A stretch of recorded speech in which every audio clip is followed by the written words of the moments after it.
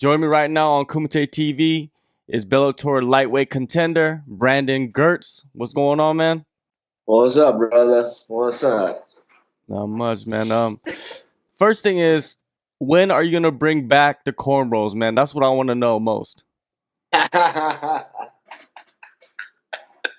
Oh man, that hair, dude. That was nutty. I'm gonna grow it back when my hair is all gray. That's when I'm gonna grow it back.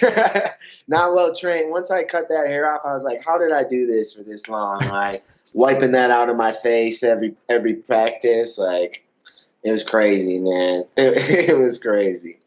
Yeah, it just shows you like how does Benson Henderson keep his hair, man? When you have to train Yeah. every day, you gotta wash it and take care of it, right?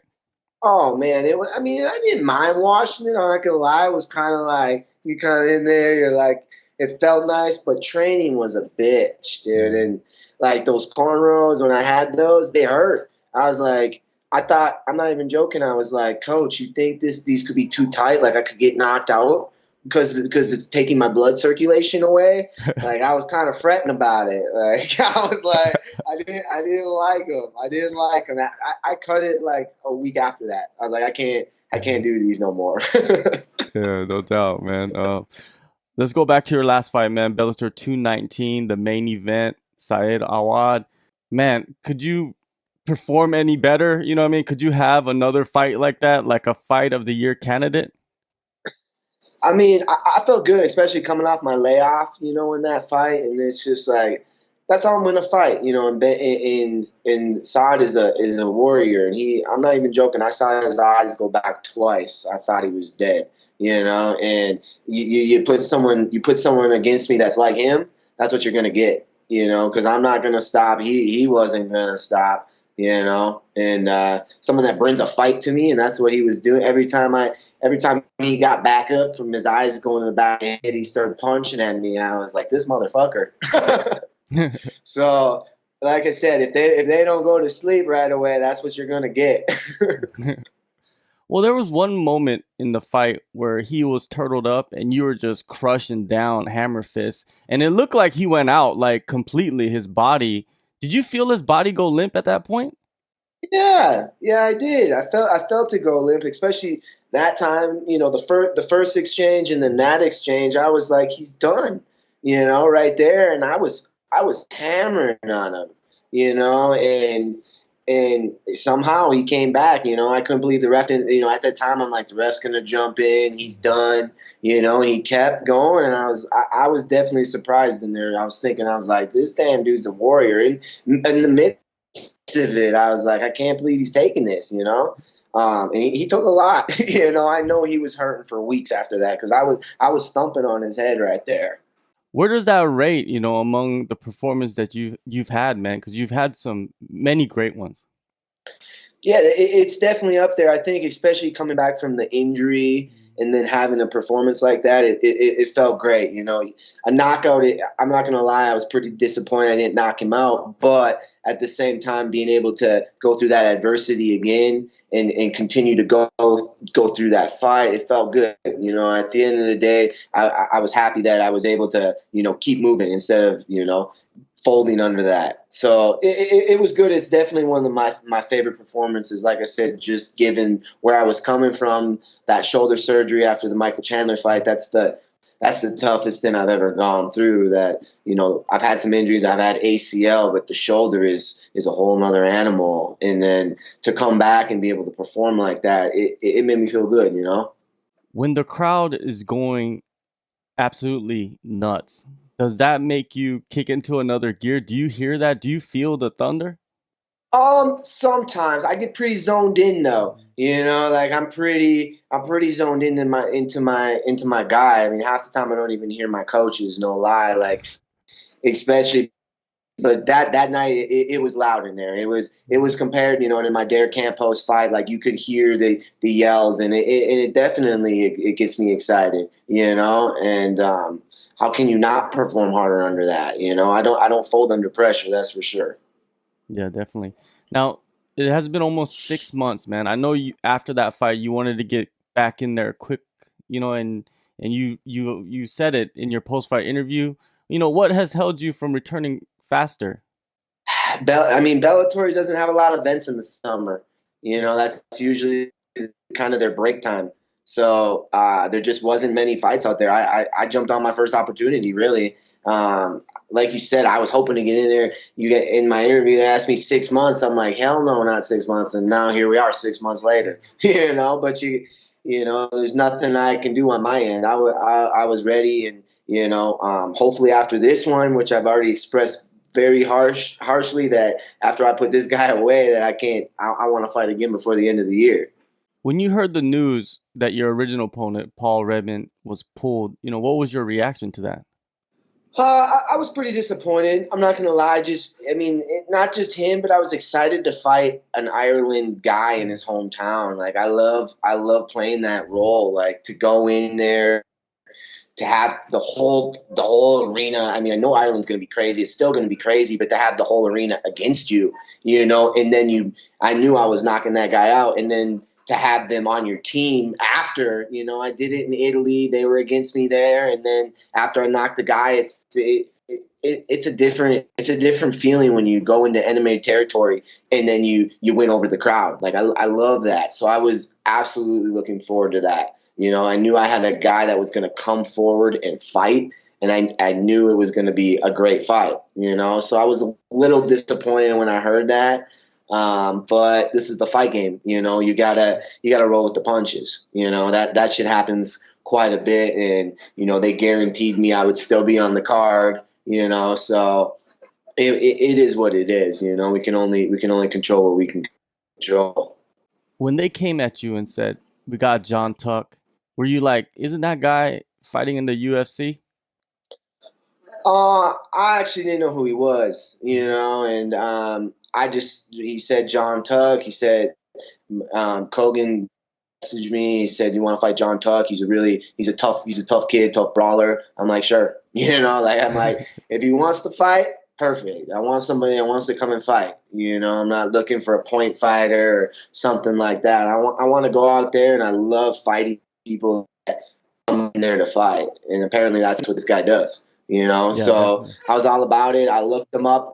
After I, signed the contract, and I saw a big thing that I like is he's never been finished.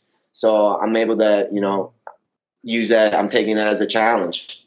Definitely. Now, you've been in the game for a while. Do you have to make adjustments when there are late replacements, or do you just not even worry about that stuff? You just go on with your camp like it's normal.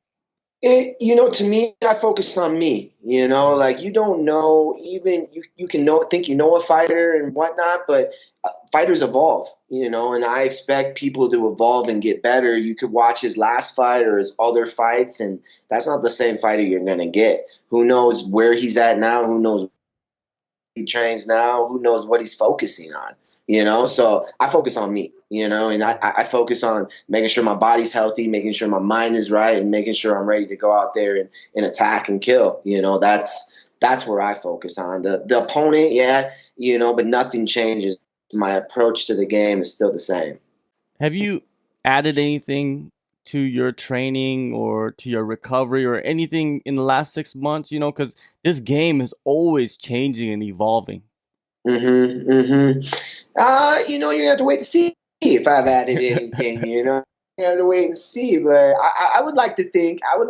I'm adding some things. I my approach to fighting has kind of always been the same. I didn't jump in and start learning every single thing when like right when I started, I never kicked. Like I didn't even barely ever practice a kick because I wanted to learn boxing first. I was trying to focus on my hands, and then once that go, it was one punch and a couple, and then I'm one I like to get really good at a few things, and I'm not trying to spread myself out. You won't see me out there throwing spin attacks, freaking throwing all this crazy stuff, But have I been adding to my game? I absolutely believe I have. I add to it slowly. So we're not going to see no Vitor 360s, heel kicks. I mean, I don't think so. Can't say what happens. I fight on instincts, and who knows if I see it open, you never know.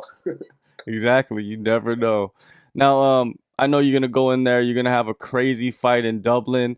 Um, Now let's talk about the lightweight division. I wanted to get your thoughts on the state of the division since Pitbull went in there, beat Michael Chandler, took the belt. What what is the state of the division, man? It's kind of in a confusing time It, right now. it's in a flux right now. I mean, you don't. I mean, he's in and it's even worse right now with the featherweight tournament. I mean, that's going to go a year. And I don't know if it's bad for me or not right now because I do believe I need a couple more fights before I fight for the title. I got to come back from that loss to Chandler and rebuild. But it's out of flux. I don't know. Right now I couldn't even tell you who's the number one contender. And maybe that's a good thing for me right now because by the time that tournament's over, I'll be there. On top is how I'm looking at it. You gotta look at it positively. I would have to think, Ben Henderson is up there. He beats Miles Jury. He's got to be up there, and that's a fight I've been looking for. That I look at him as one of the toughest fights in the division with his style, with how my style works. That's a tough fight. So I'm looking at hopefully maybe fighting the winner of that fight. And then by that time, like I said, once the smoke clears, by the time Pitbull comes back, there'll be a number one contender, and I'm excited about the lightweight tournament. That's got to be coming up. I mean, Yeah. they haven't really said much. They're like, we don't really know yet, but it's got to be coming up. I mean, what other weight class would they do next? There's the 185 is shallow. They're not going to be doing that right now. It makes sense to do 55, and that would be. That's what I'm looking forward to. I tried to get in that rising lightweight tournament, but they didn't want me over there. Well, speaking of returning before the end of the year and Ryzen, I saw that Bellator might be going to Japan at the end of the year for New Year's Eve, right? They might have an event. There's rumors about Fedor versus Rampage. How interested are hmm you in getting on that card? I'm very interested. I'm very interested. I would love to go there and fight. And I think it would be, a very cool thing to go represent Bellator and go over there. And it's been in discussions before. They know I'm open to it. So it's definitely been talked about, and it could be something. And I would like to fight, by the end of the year, or New Year's Eve would be cool. So the timing sounds perfect to me. Like I said, I want to get another fight in by the end of the year, and that could be perfect. Timing's everything, and right now, like you said, that could be a perfect thing, and to go over there and represent Bellator, I feel like I would represent them well. All right, one last thing before I let you go. There's many different types of competitors in MMA. Do you consider yourself a martial artist or a fighter? Definitely a fighter. Do I respect the sport as a martial art? And I definitely have that. I have full respect for everybody I step across with and everything like that. But when it comes down to it, I'm a fighter. I've always been a fighter. When you can tell by my style, and I'm going out there and I take it as this person's trying to hurt me or hurt my family or take away something, and I got to protect them. That's the mindset I go into. I don't go in there, as this is a game, or this is, like I said, trying to, just prove that I'm a martial artist. I'm going in there to take someone out, So I'm 100% on the, I'm a fighter. To me, it's a fight. To me, it's martial arts. That's the name. But when you step in there, it's just it's a fight, and that's it. It is a sport, and I respect this and everything like that. But at the end of the day, to me, it's a fight. It's two guys getting locked in there and told each other to go at it until one quits. Definitely, man. Well, you make your return, man. I'm excited for you. September 27th, Bellator 227 in Dublin, Ireland. Thank you, Brandon, for the time, and good luck on the fight and the future that you have. All right, brother. I appreciate you, man. Thank you.